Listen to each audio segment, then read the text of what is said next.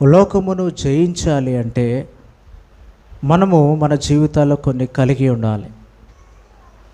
లోకమును జయించవచ్చు, లోకంలో ఉన్న సంగతులను జయించవచ్చు, లోకంలో ఉన్న విషయాలను మనము జయించవచ్చు.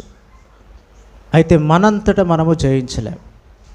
మన శక్తి చేత, మన జ్ఞానము చేత, మన బలము చేత, మన అనుభవము చేత, లేదంటే మనకున్న డబ్బును బట్టి, మనకున్న పేరు ప్రాఖ్యాతులను బట్టి ఈ లోకాన్ని జయించలేం. బైబిల్లో రాయబడుతూ వచ్చినాయి. ఎవరు మొట్టమొదట ఈ లోకాన్ని జయించినారంటే, లోకమును జయించిన మొదటి వ్యక్తి ఎవరంటే ప్రభు అయిన యేసుక్రీస్తు వారు. యోహాను సువార్త 16వ అధ్యాయము 33వ వచనం, నా యందు మీకు సమాధానము కలుగునట్లు ఈ మాటలు మీతో చెప్పుచున్నాను, లోకములో మీకు శ్రమ కలుగును,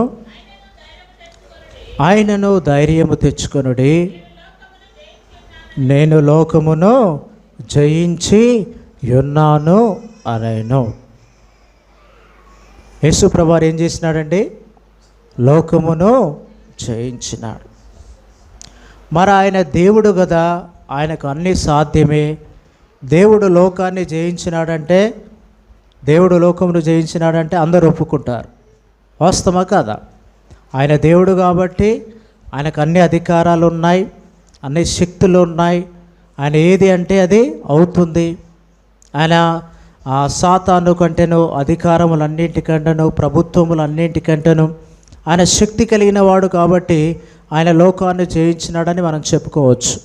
సరే, లోకమును జయించడం కూడా అంత ఈజీ కాదు.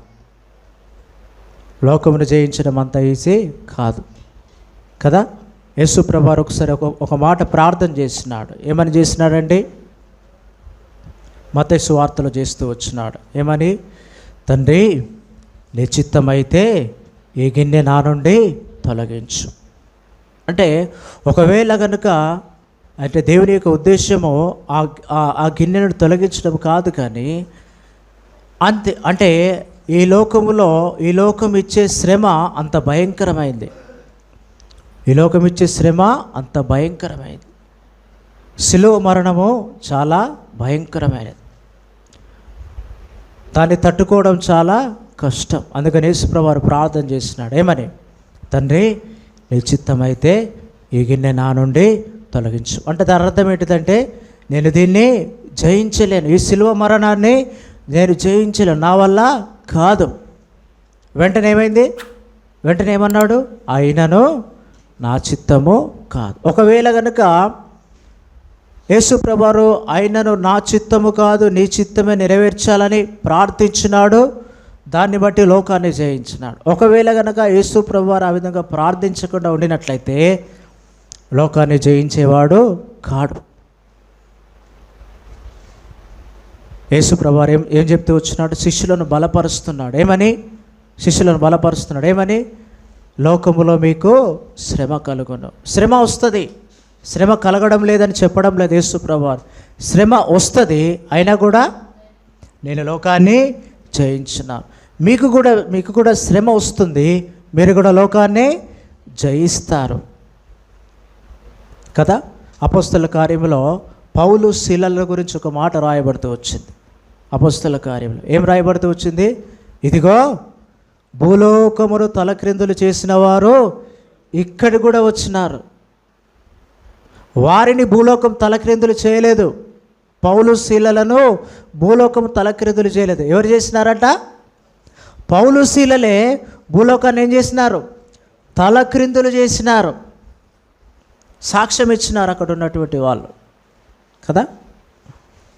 అపొస్తలుడైన పౌలు అంటాడు గలతీయులకు రాసిన పత్రిక 6వ అధ్యాయంలో, నేను లోకమునకు నేను సిలువ వేయబడి ఉన్నా. మన జీవితాల్లో కూడా లోకాన్ని జయించాలంటే యేసు ప్రభువారు మనతో ఉండాలి. యేసు ప్రభువారు మనతో లేకుండా ఈ లోకము పైన మనకు విజయము దొరకదు. ఆయన లేకుండా మనకు విజయము లేదు. యేసు ప్రభువారు లేకుండా మనకు రక్షణ లేదు, మనకు నిత్య జీవము లేదు, మనకు పరలోకం లేదు.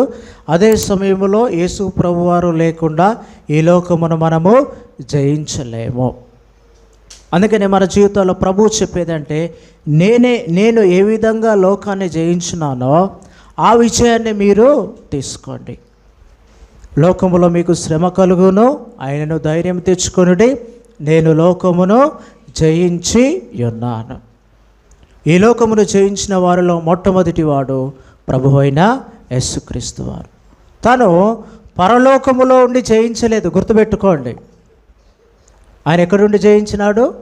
మానవునిగా ఈ లోకంలో ఉండి శరీరధారిగా మానవ మాతృడిగా ఉండి ఏం చేస్తూ వచ్చినాడండి? లోకమును జయించినాడు. అన్ని అవమానాలు ఉన్నాయి ఆయనకు, అన్ని నిందలు ఉన్నాయి. ఏమని తిట్టినారు ఆయనను?